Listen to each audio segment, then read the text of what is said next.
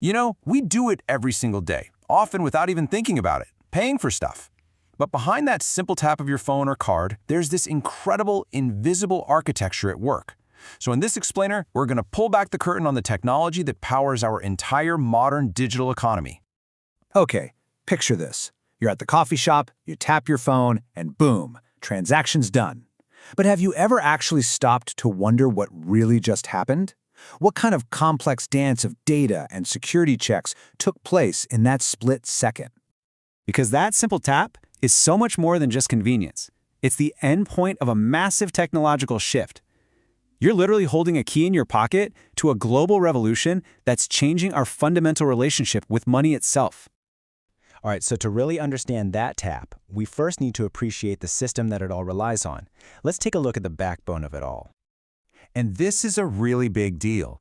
We're not just talking about making life easier here. This is about national stability.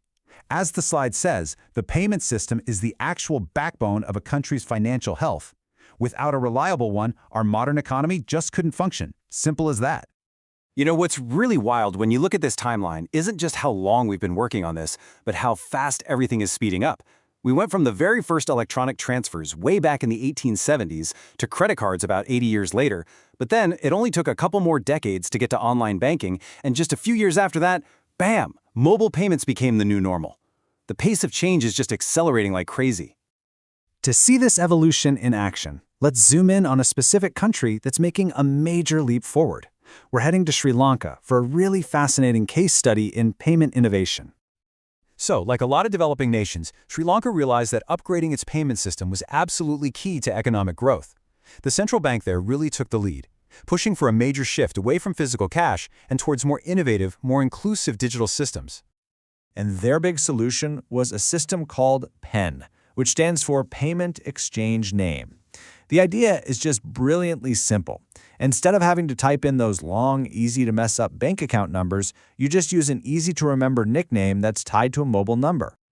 The real power of the system is just how simple it is. You just pick a phone number from your contacts, choose the person's nickname to confirm it's them, enter the amount, and you're done. By getting rid of that friction, the annoying part with the long numbers, it makes digital payments accessible to pretty much everyone. It's a perfect example of designing for the user. Okay, now let's bring it back to the tools you're probably using every day. We hear terms like digital wallet and mobile wallet thrown around all the time, but are they actually the same thing? It's a great question because once you understand the distinction, it really clears up how these different technologies work and what they're actually best for. So the key differences really come down to three things. A digital wallet is cloud-based, so you can access it from any device, and it's mostly for online shopping. A mobile wallet, on the other hand, lives right there on your phone. That's what lets you pay both online and in a physical store. Plus, it adds that extra layer of security with biometrics, like your fingerprint or Face ID. And here are the names I bet you'll recognize. PayPal and Venmo, classic digital wallets, perfect for sending money to friends or buying something online.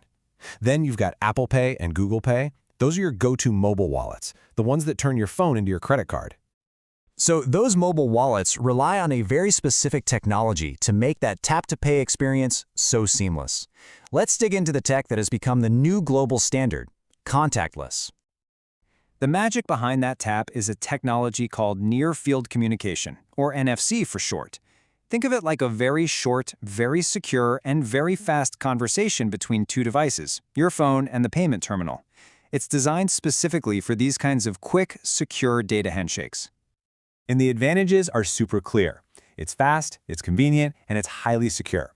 It uses a process called tokenization, where your actual card number is replaced with a unique one-time code for that specific transaction, so your real data is never exposed. And of course, as we all found out a few years ago, it's a lot more hygienic. We've seen the past and the present, but the pace of innovation is not slowing down, not at all. So where are payments headed next? The next frontier is all about making payments just disappear into the background. Technology is moving beyond our phones and getting embedded into things we already wear and carry. It removes that one extra step for the ultimate convenience. And this isn't science fiction. It's already here. You can pay with your smartwatch or your fitness tracker. There are even payment rings and key fobs. And get ready for biometric cards that use your fingerprint for authorization right on the card itself. It's an incredibly creative space.